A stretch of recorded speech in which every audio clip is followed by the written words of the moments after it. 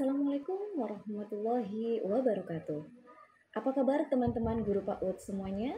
Semoga dalam keadaan sehat dan tetap semangat dalam mengajar dan mencerdaskan anak-anak bangsa. Saya di sini Hairani dari Universitas PTIQ Jakarta. Pada kesempatan ini saya akan mempresentasikan terkait mata kuliah pengembangan kurikulum pendidikan anak usia dini. Dan pada kesempatan kali ini saya akan mengambil tema yaitu mengkreasikan manajemen pengembangan kurikulum PAUD. Baiklah, manajemen pengembangan kurikulum PAUD. Nah, di sini saya akan menjelaskan sekaligus memaparkan terkait dengan tema mengkreasikan manajemen pengembangan kurikulum PAUD. Apa yang akan kita bahas pada materi hari ini?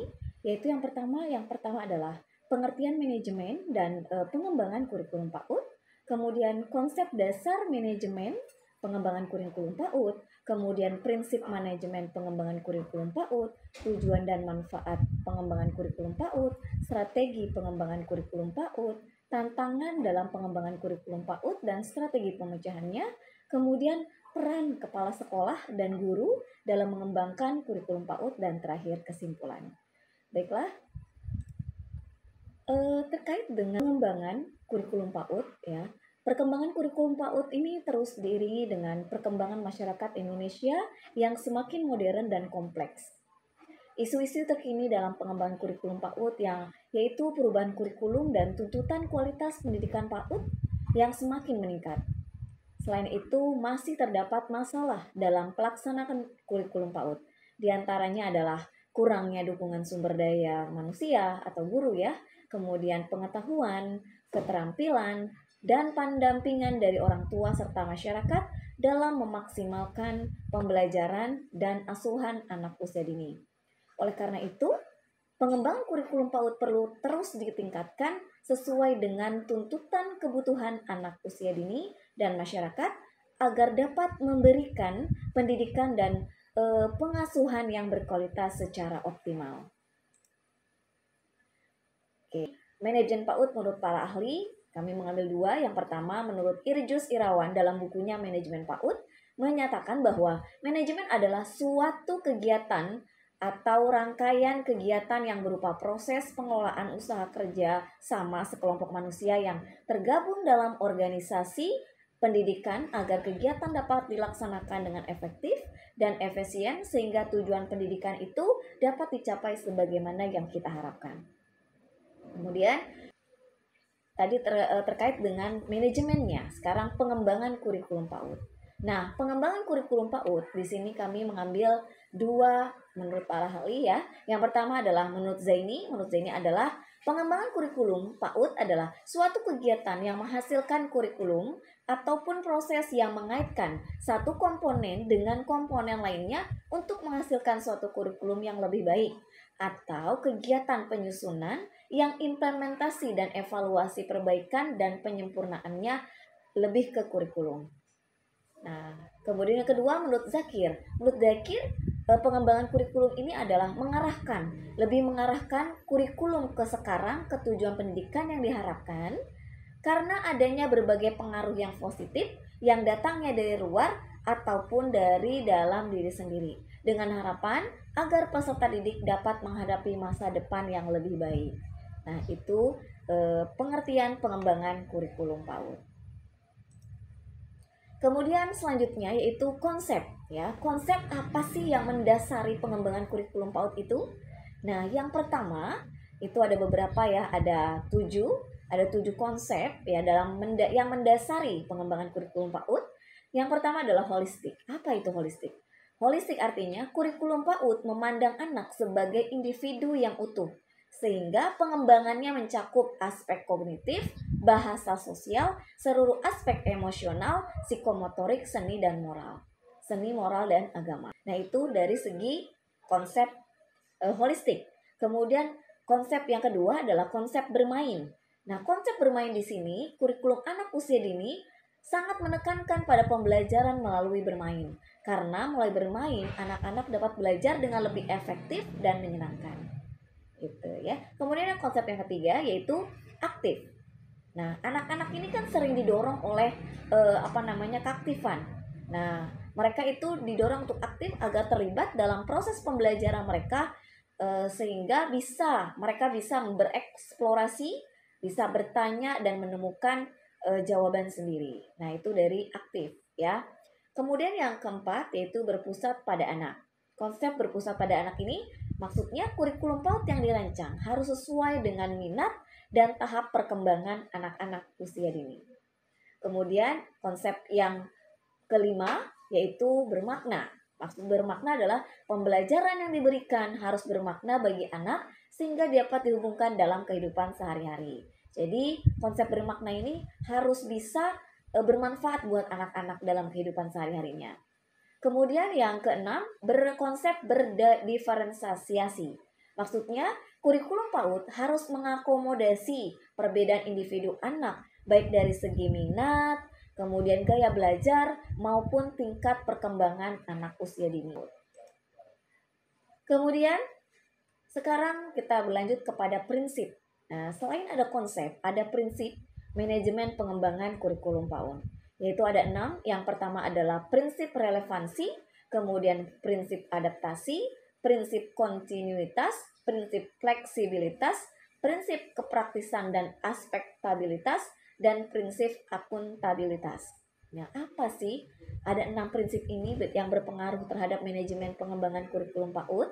Ya, yang pertama adalah prinsip relevansi. Relevansi itu artinya berarti berhubungan dengan kebutuhan dan perkembangan anak secara individual, ya. Kemudian prinsip adaptasi. Nah, adaptasi berarti menyesuaikan dengan perubahan ilmu, dengan teknologi dan seni yang berkembang di masyarakat, termasuk juga perubahan sebagai akibat dari dampak psikososial. Kemudian yang ketiga adalah prinsip kontinuitas. Apa itu prinsip kontinuitas? Nah, kurikulum yang dimaksud dalam kurikulum anak usia dini disusun secara berkelanjutan, continue, ya, berkelanjutan antara satu tahapan perkembangan ke tahapan perkembangan berikutnya, sehingga diharapkan anak siap memasuki jenjang pendidikan selanjutnya, khususnya adalah jenjang sekolah dasar. Kemudian, prinsip berikutnya adalah prinsip fleksibilitas. Apa itu prinsip fleksibilitas? Prinsip fleksibilitas di sini digunakan dan dikembangkan secara luas sesuai dengan keunikan dan kebutuhan anak serta kondisi di mana pendidikan itu berlangsung. Ya, jadi lebih fleksibel saja sesuai dengan kondisi anak-anak. Kemudian selanjutnya prinsip kepraktisan dan aspektabilitas. Maksudnya bahwa kurikulum harus memberikan kemudahan bagi praktisi dan masyarakat dalam melaksanakan kegiatan pendidikan pada anak usia dini. Artinya tidak boleh memberikan hal-hal yang sulit, yang susah, yang harus mudah dipahami oleh berbagai praktisi dan masyarakat, ya. Kemudian yang terakhir, prinsip akuntabilitas. Nah, di sini prinsip akuntabilitas ini berarti kurikulum ini dapat dipertanggungjawabkan pada masyarakat sebagai pengguna jasa pendidikan anak usia dini. Selanjutnya, apa saja sih yang termasuk dalam pendekatan pengembangan kurikulum PAUD? Ya, yang pertama adalah pendekatan tematik. Ya, apa itu pendekatan tematik? Yaitu pendekatan tematik itu pembelajaran tematik, suatu strategi pembelajaran yang melibatkan beberapa bidang pengembangan untuk memberikan pengalaman yang bermakna pada anak usia dini. Misalnya, tema yang bersifat dasar dikembangkan seperti aku, keluargaku, rumahku, sekolahku, negeriku, dan lain sebagainya. Kemudian contoh lain, tema yang berhubungan dengan suatu peristiwa atau kejadian alam, misalkan gejala alam, kemudian cuaca, banjir, gunung meletus, ya. Kemudian tema yang dihubungkan dengan minat anak seperti binatang, dinosaurus, tatasur, dan lain sebagainya. Nah, itu merupakan pendekatan dari segi tematik. Kemudian yang kedua, dari segi sentra atau pusat belajar sentra, pusat belajar. pusat kegiatan belajar. Yang dimaksud dengan pusat kegiatan belajar pada pembelajaran yang pusat pada anak dibangun atas dasar bahwa setiap anak memiliki modalitas, gaya belajar, dan minat yang berbeda-beda terhadap pengetahuan yang pusat kegiatan belajar yang bisa digunakan untuk bereksplorasi dan bermain.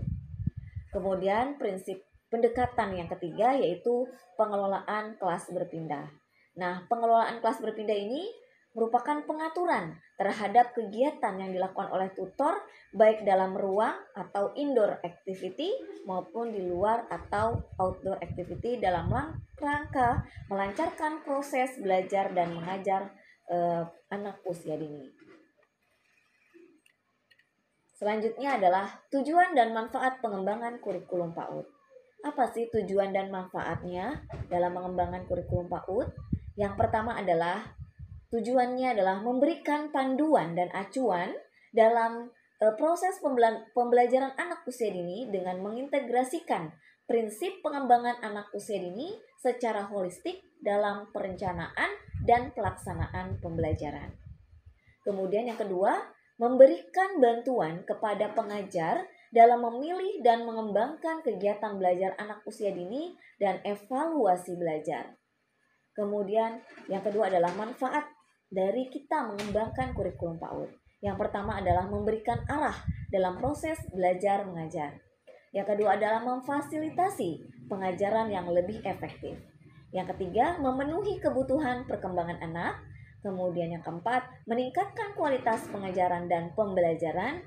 Dan yang kelima, memfasilitasi evaluasi belajar dan program pendidikan anak usia dini. Selanjutnya, selain tujuan dan manfaat, pasti ada yang namanya tantangan. Tantangan kita dalam mengembangkan kurikulum PAUD.